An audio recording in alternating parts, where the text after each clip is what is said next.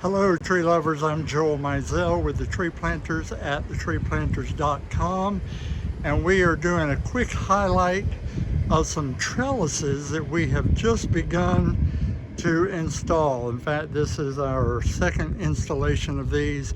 We make these trellises ourselves and then plant whatever flower you want that we can get so that it'll cover up the trellis. This here is a purple Bougainvillea.